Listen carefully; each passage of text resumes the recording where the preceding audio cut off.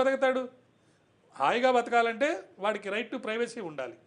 ఎలాగా ఇప్పుడు మనకి టెలిఫోన్లు ట్యాప్ అవుతున్నాయంటే అతిపెద్ద వివాదం జరుగుతుంది. ఒకప్పుడు గోడలకు చెవులు ఉంటాయంటే ఒక పెద్ద రహస్యంగా అనుకునేవారు. ఇప్పుడు దానికి కళ్ళు వచ్చినాయి, మరోవైపు మాట్లాడే హక్కు వచ్చింది. అంటే అసలు మనకి ప్రైవేటు జీవితమే లేకుండా పోయింది. ఇప్పుడు ఇది మనకు మీరు చెప్తున్న ఈ ఏదైతే రాజ్యాంగాలకు సంబంధించి మన హక్కులకు సంబంధించి కానీ ఎంతవరకు వైలేషన్ జరుగుతుంది? బాగా వైలేషన్ జరుగుతుంది, తీవ్రంగా జరుగుతుంది. నేను కూడా గతంలో చాలా వీడియోస్ చేశాను దీనికి సంబంధించి. ఇప్పుడు వింటున్నది చూస్తుంటే మీరు ఏదిగా రాజకీయ నాయకులు, అధికారులు వీటికి సంబంధించే చెప్తున్నారు. కానీ వ్యాపారస్తులది, సినిమా వాళ్ళది, ఎవరిది వీళ్ళది వాళ్ళదని తేడా లేకుండా ఇప్పుడంటే ఈ తెలంగాణలో పట్టుకున్నారు కాబట్టి అది ఒక పోలీస్ అధికారి రాజకీయంగా లబ్ధి కోసం తప్పులు చేశాడు.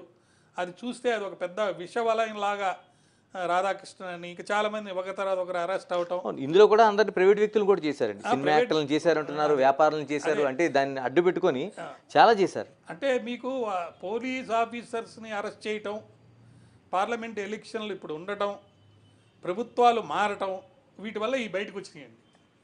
నేను అసలు వాస్తవాలు చెప్తే మీరు రేపు నుంచి ఫోన్ మాట్లాడరు. చాలామందికి నాకు గైడెన్స్ కూడా ఇచ్చారు. ఈ వాట్సాప్లు ఇంటర్నెట్ ఉన్న ఫోన్లు కాకుండా మామూలు ఫోన్లు లైన్లు ఉన్నాయే అది వాడండి అని. వాళ్ళకు కూడా తెలియదు మామూలు ఫోన్లలో కూడా ఇంటర్ప్రిట్ అవుతారని. ఇంటర్నెట్ ఉన్న ఫోన్లలోనే ఇంటర్సెప్ట్ అవుతారనేది వాళ్ళ కాన్సెప్ట్.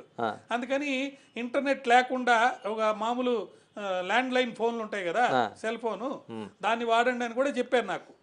కానీ నేను దాని గురించి స్టడీ చేశాను. మీకు మీ ప్రేక్షకులకి మీ ద్వారా నేను చెప్తున్నాను. ఒక 15 లక్షల రూపాయలు ఖర్చు పెట్టుకుంటే, ఒక ల్యాప్టాప్ ఉంటే, ఆ కార్లో ఆ ల్యాప్టాప్ పెట్టుకొని ఆ ల్యాప్టాప్ ద్వారా మీ ఇంటికి దగ్గరలో బయట కూర్చొని ఉంటారు, మీ ఫోన్లన్నీ ఇంటర్సెప్ట్ చేసుకొని చేసేయచ్చు. పట్టుకునే అవకాశం కూడా లేదు. అంత టెక్నాలజీ వచ్చింది. అదొకటి. రెండోది, చాలామంది ఒక క్యాబిన్ లాగా పెట్టేసి దానికంతా అద్దాలు వేసేసుకొని అక్కడ వీడియోగ్రఫీ పెట్టేసుకొని స్టేషన్స్ లాగా పెట్టేసుకొని చక్కగా చేసుకుంటున్నారు చాలామంది. చాలా దిక్కల్లా మనం మాట్లాడుకుంది మనకంటే వాళ్ళకి తెలిసిపోద్ది. సో అదొక వ్యాపారం లాగా. అది కాకుండా 2 lakhsలో కూడా ఒకటి ఉందట. ఇప్పుడు 2G అని ఉండింది మనకు ఇదివరకు. 2G లైన్స్లో ఇంటర్సెప్ట్ చేయటం అనేది చాలా ఈజీ అట. ఆ 2Gకి వాడిన లైన్స్ని మన ఇంట్లో మనం ఏర్పాటు చేసుకొని దాని నుంచి ట్యాగ్ చేసుకుంటారు.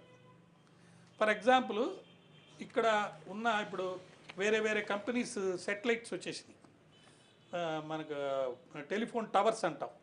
ఆ టవర్స్లో వెళ్ళి అక్కడ కనుక వాడు ట్యాగిన్ అయితే నా కోసం వాడు వచ్చినా కానీ అన్ని ఫోన్లు వింటానే ఉంటాడు వాడు.